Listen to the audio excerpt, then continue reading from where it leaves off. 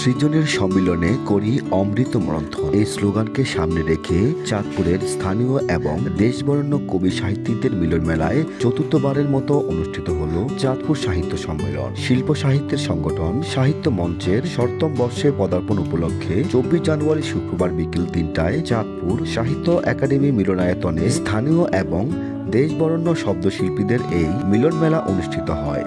বৃক্ষরোপণের মধ্য দিয়ে উদ্বোধন হওয়া সাহিত্য সম্মেলনের মূল কার্যক্রম শুরু হয় সমবেত কণ্ঠে জাতীয় সঙ্গীত পরিবেশনের মধ্য দিয়ে।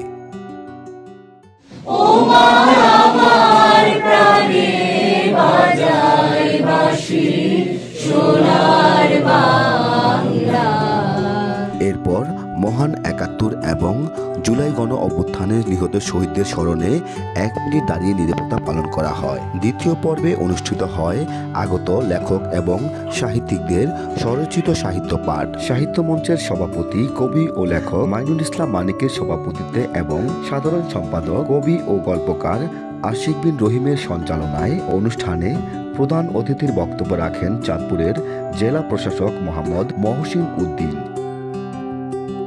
এবারের সাহিত্য সম্মেলনে দেশবরেণ্য 7 জন লেখককে 2024 এবং 23 সালের জন্য তাদের সাহিত্যকর্মের স্বীকৃতি স্বরূপ মোহাম্মদ নাসির উদ্দিন সাহিত্য পুরস্কার প্রদান করা হয়। প্রবন্ধ ও গবেষণায় সুমন কুমার দাস, কথা সাহিত্যে রুমা মোদক, কবিতায় মাহমুদ কামাল ও জুনান নাসির।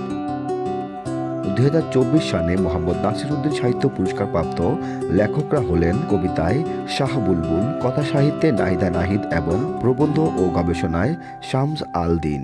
পাহাড়ি লতার দেশে একখানা জমিতে ঘর, আহারে আমার বুক ভর্তি গহীন গ্রাম। আমার কাছে মনে হয় যে এই যে আমার লেখা আমাকে আমার সীমান্ত পেরিয়ে অন্য মানুষের কাছে পৌঁছে গেছে এবং তারা আমাকে পুরস্কার দেওয়ার যোগ্য মনে করছেন, এটাই তো আমার কাছে সবচেয়ে বড় পুরস্কার। এবং এখানে এসে আমার কাছে মনে হচ্ছে যে প্রতিটি জেলায় জেলায় যদি এরকম সাহিত্যের পরিবেশ থাকতো, প্রতিটি জেলায় জেলায় যদি এরকম সাহিত্যকে অনুপ্রাণিত করার মতো, সম্মানিত করার মতো উদ্যোগ আয়োজন গ্রহণ করা হতো, তাহলে হয়তো আমাদের দেশটা প্রগতির দিকে আরো অনেক দূরে এগিয়ে যেত।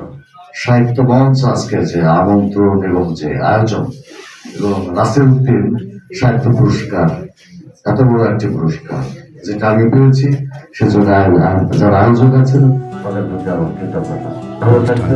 মোহাম্মদ নাসির উদ্দিনের উপর স্মারক প্রবন্ধ পাঠ করেন বরেণ্য লেখক, প্রাবন্ধিক ও কবি ডক্টর সরকার আব্দুল মান্না। বিশেষ অতিথির বক্তব্য রাখেন চাঁদপুর সদর উপজেলা নির্বাহী কর্মকর্তা সাখাওয়াত জামিল সৈকত, শিশু সাহিত্যিক আহমেদ রিয়াজ সহ অন্যান্য অতিথিবৃন্দ।